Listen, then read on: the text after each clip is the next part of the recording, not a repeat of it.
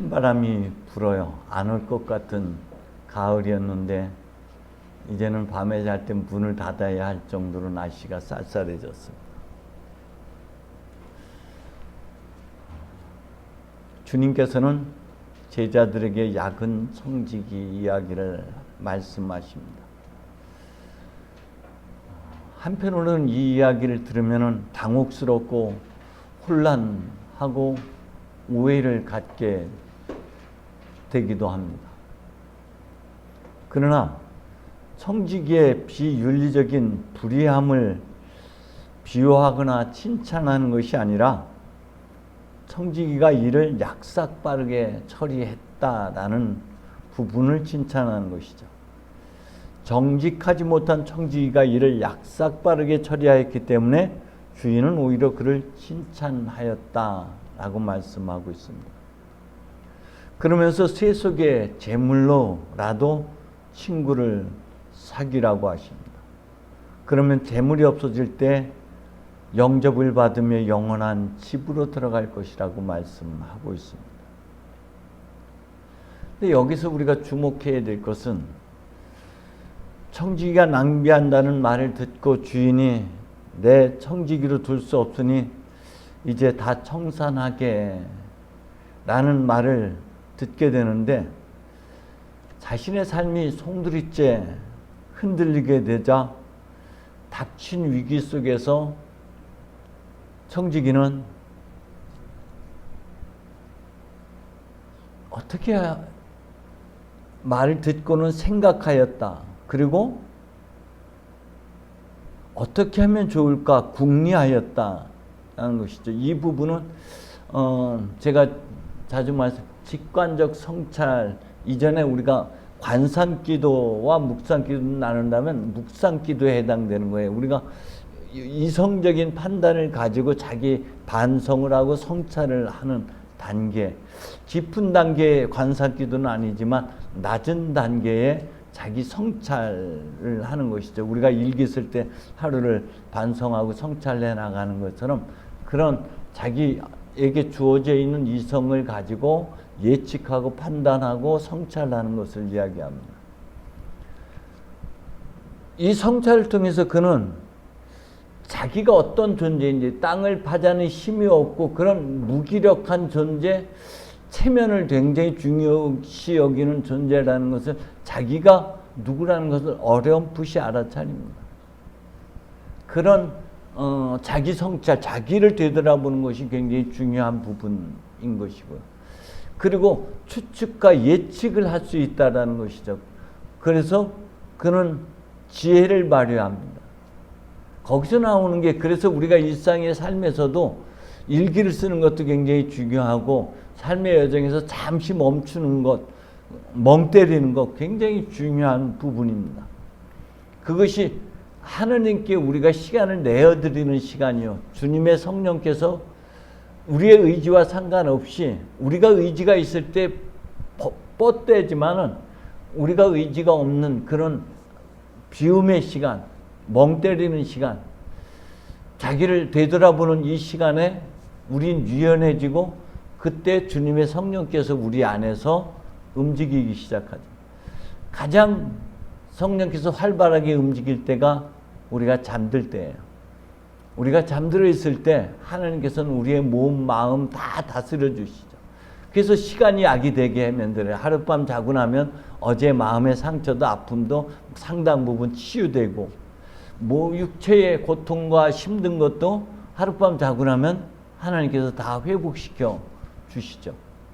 그래서 우리 일상에서 중요한 것은 성찰입니다. 멈춤이 굉장히 중요하죠. 멈춤을 통해서 자기가 어떻게 해야 한다는 것을 알아차리게 됩니다. 물론 이것이 정당할 수 없어요. 바른 방법은 결코 아닌 것이죠.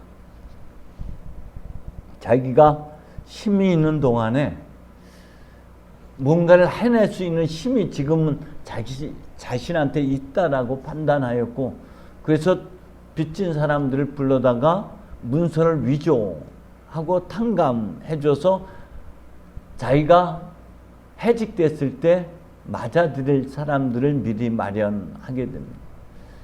그 주인은 그런 그의 약삭 발음을 보고 그 약삭 발음은 지혜로움을 의미하는 것이죠. 그것을 보고 칭찬하시는 것이지 문서를 위조하고 하는 이걸 칭찬한 것은 결코 아니라는 것입니다. 그러니까 우리도 충분히 하나님께서 주신 은총이 있어요.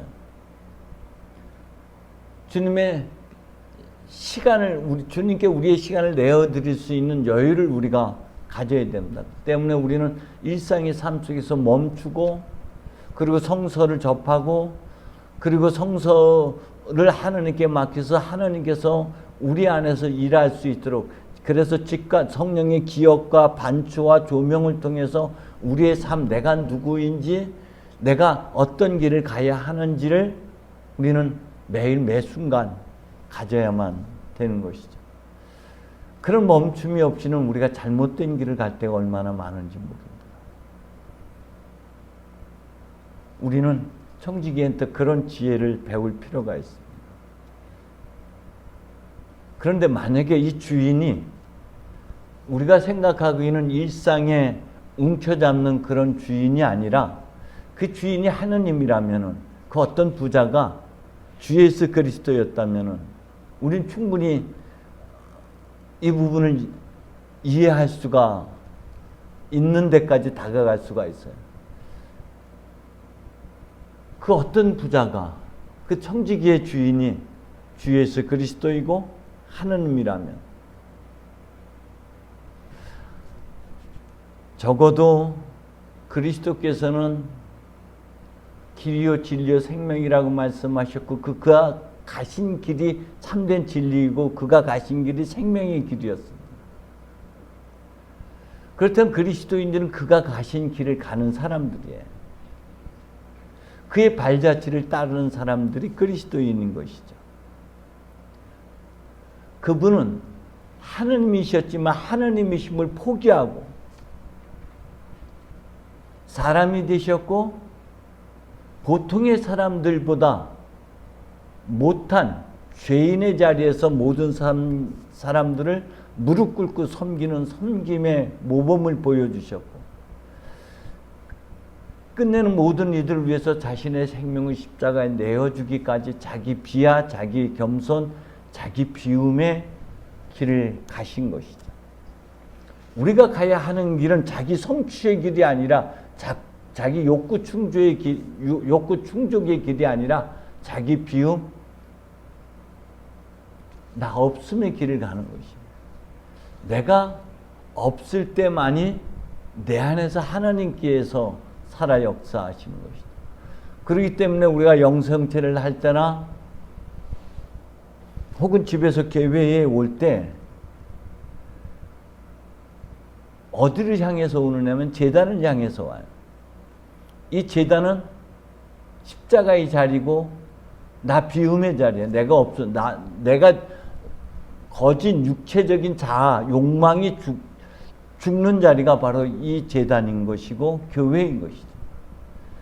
그런데 우리는 교회에 와서도 끊임없이 뭔가 움켜잡으려고 기도할 때가 얼마나 많은지 몰라요. 교회에 와서는 더군다나 일반 개신교에서는 삼박자 축복을 얘기하고 그러지만 성당에서 교회 우리 특히 성공회에서는 비움을 얘기하는 거예요. 성찬례를 통해서 자기를 끊임없이 비워내는 건 내 생각을 비워내고 내 욕심을 비워내고 내가 움켜잡은 것을 비워내는 여정을 가는 것이고 비워낼 때만이 비로소 하나님께서 우리를 높이시고 하나님께서 우리를 당신의 본래의 모습대로 다시 되찾아 주시고 하나님의 영광스러운 빛나는 영광을 우리에게 가져다 주신다는 것이죠. 때문에 우리는 끊임없이 자기 성취가 아니라 자기 포기의 길, 자기 비움의 길을 가야만 하는 것이죠.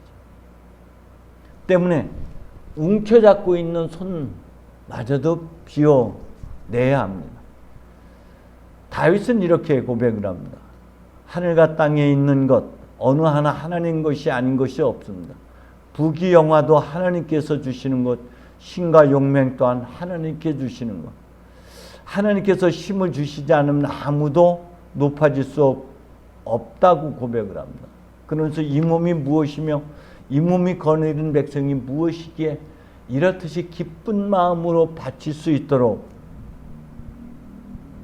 은총을 베푸셨는지를 고백합니다.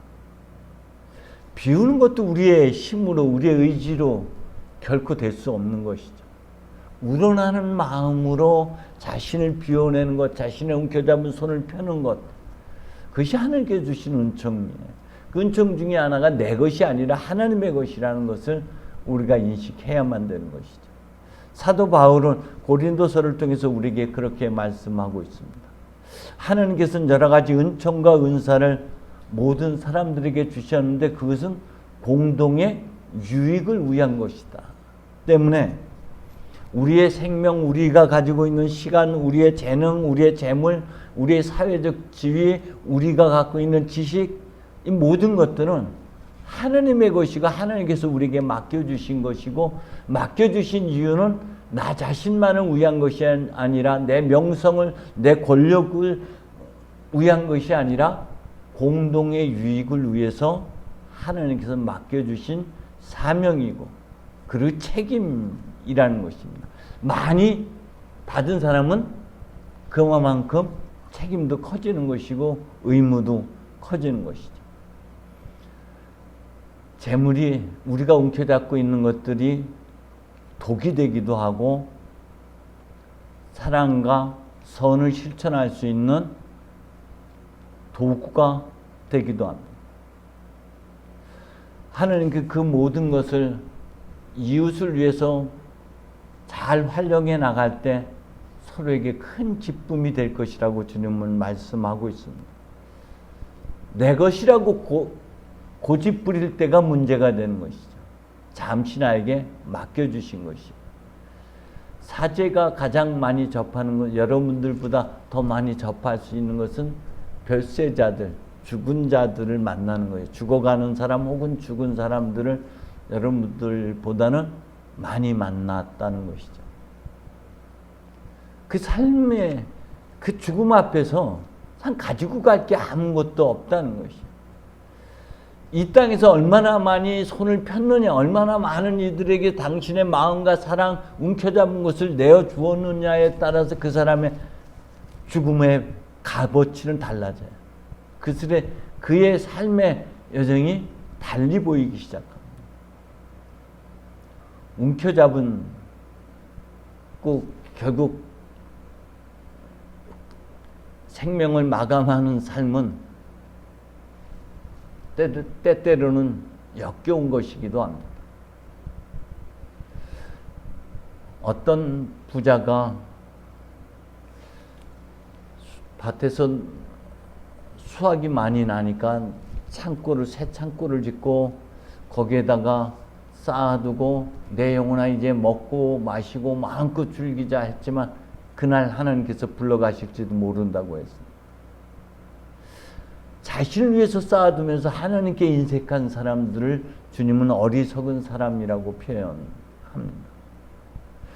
또 어떤 부자가 계명을 다 지키고 열심히 주일도 지켰지만은 영원한 생명에 대한 갈망은 결코 채울 수가 없었어요. 그래서 주님께 와서 어떻게 하면 내가 영원한 생명을 얻을 수 있는지를 물었더니 가진 것을 다 팔아 가난한 자들에게 나눠주고 나를 따르라고 했더니 너무 큰 부자여서 근심과 걱정을 안고 돌아섰다라고 성경은 말하고 있습니다. 이것이 다 루가에서 이야기하고 있는 거예요. 때문에 영원한 생명을 위해서는 가지고 있는 것을 비워내야만 영원한 생명을 회복할 수가 있는 것이죠.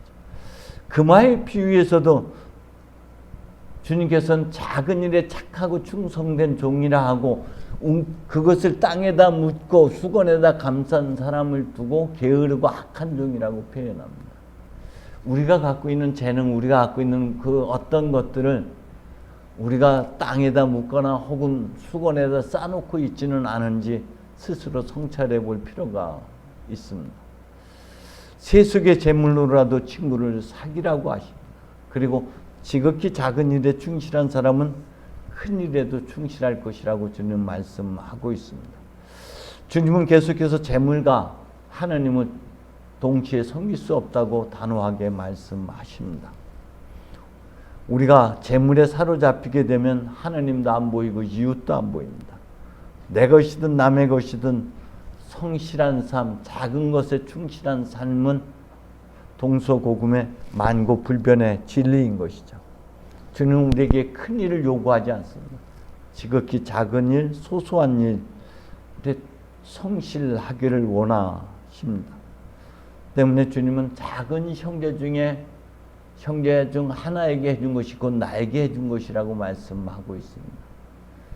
그에게 관심 있게 살펴주고 눈길을 주고 웃음을 주고 자리를 양보하고 함께 동행해 주는 아주 작은 실천들이야말로 곧 주님께 행하는 것이라고 말씀하고 있죠.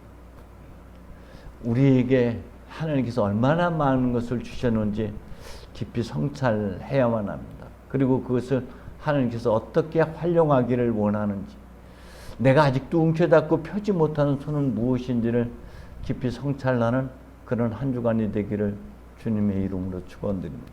성부와 성자와 성령의 이름으로.